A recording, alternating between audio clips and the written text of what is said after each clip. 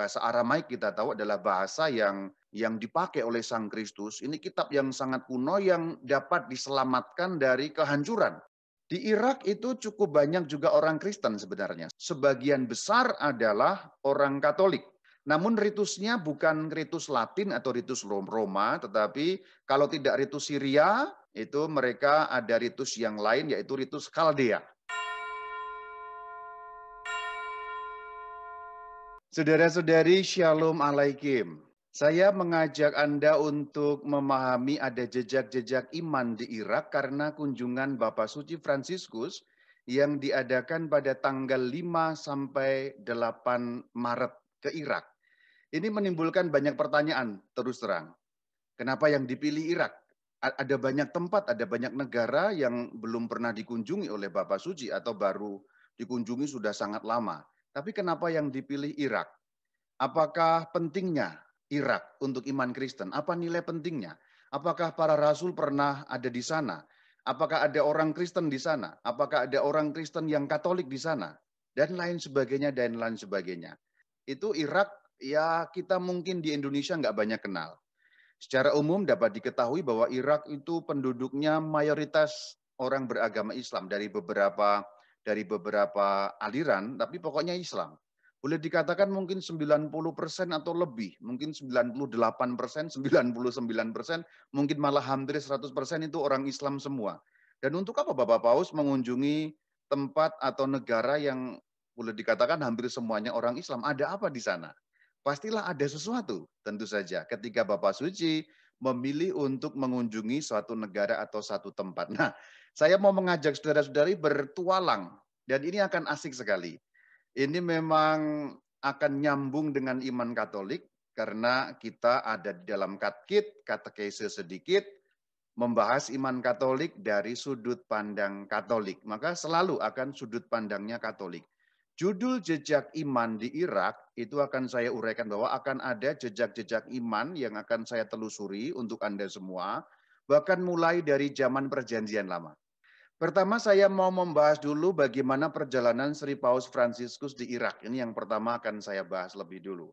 Nah ini logo resminya. Jadi ada logo resmi. Silakan dilihat bahwa tulisannya pun tulisan Arab, saudara-saudari. Ada gambar Bapak Suci Fransiskus, ada gambar ya ini pohon palem, pohon kurma, bendera Vatikan, bendera Irak, dan di atasnya ada burung merpati dengan daun zaitun yang melambangkan perdamaian. Lalu silakan lihat yang warna biru, ada kelok warna biru dua ini dua sungai besar di Irak. Nanti kita akan bahas. Kemudian di bawah ada tulisan kunjungan Paus Fransiskus ke Irak.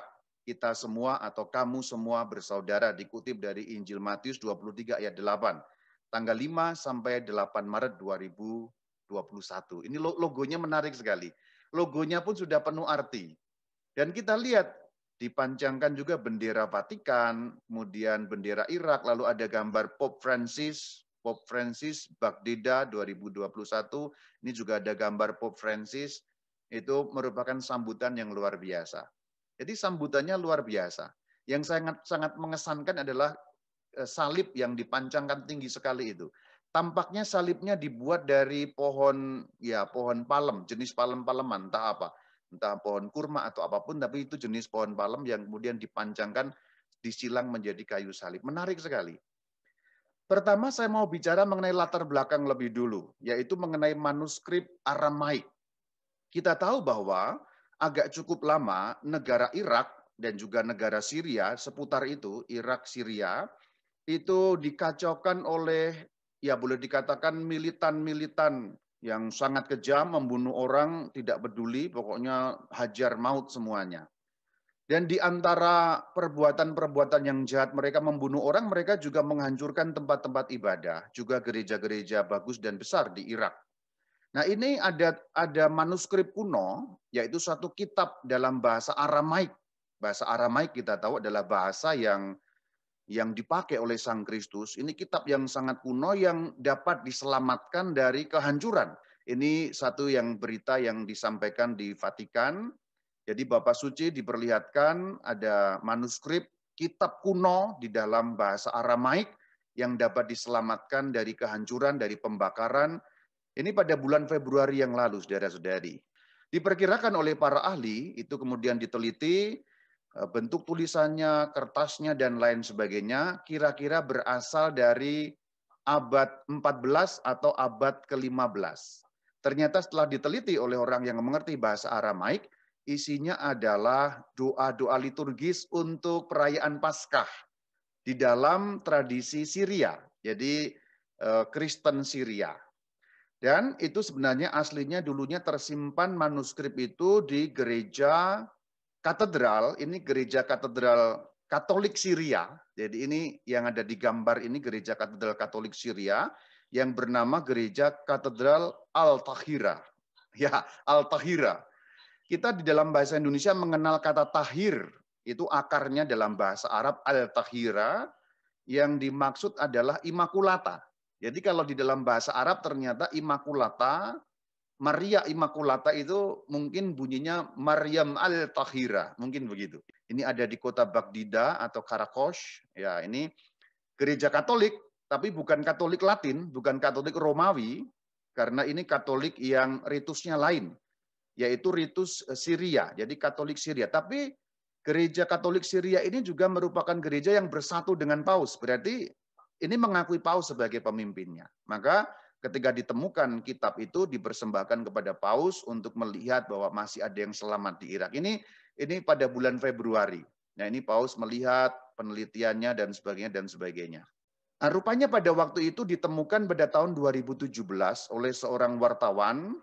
Kemudian wartawan yang menemukan itu menyerahkan kitab itu kepada uskup setempat yang bernama Yuhanna Butros Moshe.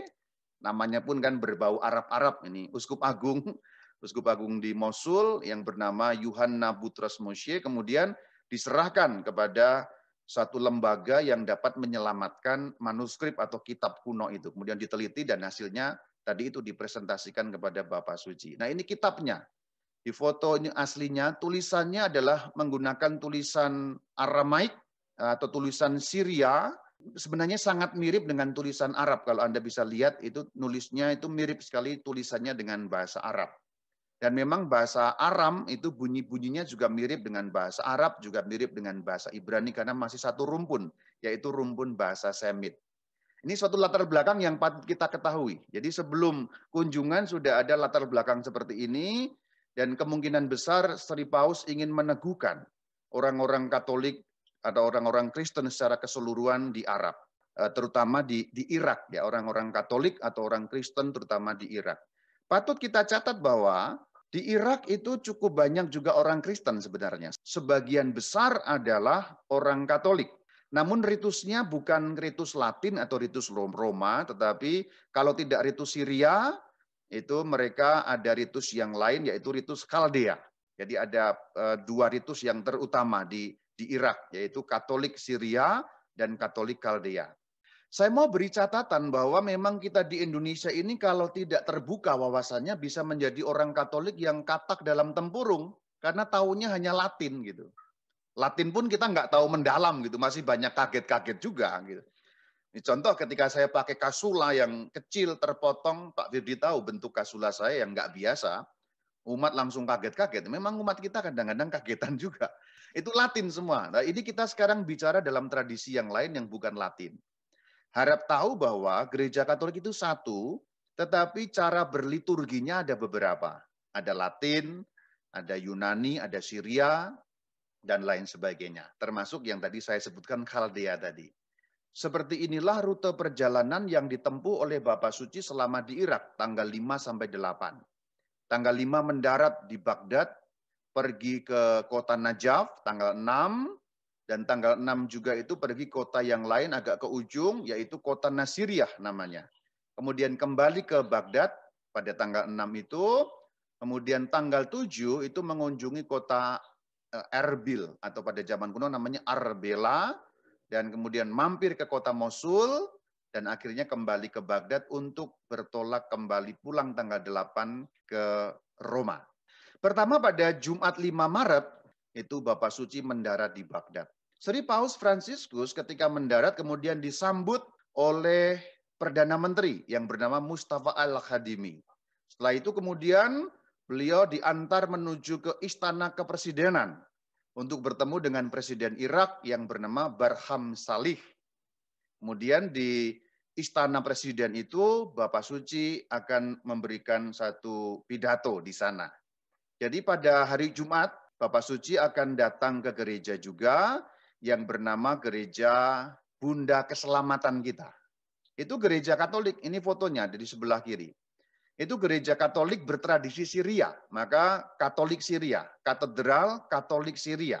Rupanya dalam bahasa Arab ada namanya juga, Sayyidat Al-Nijat. Kemudian di gereja itu, di Katedral Syria Katolik itu, Bapak Suci juga memberikan pidato di hadapan para uskup setempat, para presbiter, juga para biarawan-biarawati, dan juga orang-orang Katolik di Irak. Harap diingat, mayoritas warga Irak adalah orang Islam. Tapi ada orang Kristen juga. Dan orang Kristen itu mayoritasnya Katolik. Ini menarik kan? Menarik kan? Maka saya tertarik untuk membahas jejak iman di Irak ini karena memang orang Kristen yang di Irak itu mayoritasnya Katolik. Saya memang belum membaca banyak hal dan tampaknya memang belum ada semacam pertanggungjawaban kenapa ke Irak oleh Vatikan. Tapi saya bisa membaca arahnya. Pertama, pasti ingin menyembuhkan luka-luka akibat kebrutalan dan perang yang dialami oleh orang Irak, terutama oleh orang Katolik Irak. Banyak orang Katolik Irak itu keluar eksodus dari negara. Justru dikabarkan yang tertinggal di negaranya itu lebih sedikit dibandingkan yang keluar untuk mencari selamat. Jadi Bapak Suci pertama kayaknya ingin meneguhkan mereka. Yang kedua, nanti kalau kita lihat urutan acaranya juga tampaknya ingin menjalin suatu dialog antar agama juga. Karena tadi seperti saya katakan, Irak orang Islamnya banyak sekali. Boleh dikatakan 99% ya. Nanti akan ada kunjungan juga ke pemimpin Islam di Irak sana. Yaitu pada Sabtu 6 Maret 2021, Bapak Suci akan pergi ke kota Najaf dan ke kota Nasiriyah. Nah, di dekat kota Nasiriyah itu ada kota Ur. Kalau dengar kota Ur, Anda sudah mulai lihat bau-baunya. Tadi awal sudah ada kota Niniwe ya, ada Niniwe, dataran Niniwe. Sekarang Ur yang ada reruntuhannya, kotanya sudah tidak ada kota Ur, tapi reruntuhannya masih ada, yaitu di dekat kota modern sekarang namanya Nasiriyah. Itu ada kota Ur. Anda ingat siapa kalau dengar Ur? Kalau sudah ingat, simpan dalam hati dulu. Kalau belum ingat, nanti saya ingatkan kalau Anda lupa ingatan mengenai kota Ur ya. Nah pada Sabtu Bapak Suci kemana? Nanti akan ketemu dengan seorang pemimpin Islam Irak, Ali Al-Sistani. Nah ini yang tadi saya maksudkan. Tujuan yang kedua tentu saja tampaknya ya memang ingin menjalin, kalau bahasa Indonesia kan silaturahmi, ya silaturahim, dialog antar agama untuk saling menjaga perdamaian dunia. Karena akhir-akhir ini ada banyak hal yang mengatasnamakan agama sehingga merusak segala-galanya. Maka tadi lambang kunjungannya adalah ada merpati yang membawa daun zaitun. Itu melambangkan perdamaian. Jadi arahnya tampaknya ke sana. Dan sangat jelas ketika di Ur, di Nasiriyah tadi, atau di dekat kota Ur yang sudah reruntuhan itu, akan diadakan pertemuan antar agama, interreligious gathering, itu di Ur, dan Bapak Suci nanti akan menyampaikan pidato di sana. Kenapa yang dipilih kota Ur? Sekarang saya buka, kita tahu kota Ur itu kota asalnya Bapak Abraham. Dan di dalam tradisi agama-agama, terutama 3 agama besar yang monoteistik, yaitu Yahudi, Kristen, dan Islam, semuanya ketiganya ini mengacu pada Bapak Abraham. Yahudi itu mengacu pada iman Bapak Abraham. Kristen karena mengacu pada Yahudi pasti mengacu pada Abraham. Dan Islam yang datang belakangan pun juga mengacu pada imannya Abraham. Maka dilakukan pertemuan di Nasiriyah yang dekat dengan kota Ur, itu sangat simbolis sekali. Luar biasa.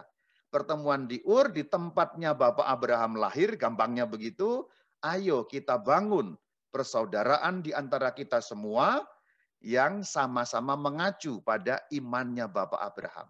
Ini kan luar biasa sebenarnya. Pertemuan yang sangat simbolik, yang dahsyat sekali. Kita harus ingat saudara-saudari, simbol lebih sering berbunyi 1000 kali dibandingkan kata-kata. Karena simbol itu langsung seperti masuk ke dalam jiwa kita.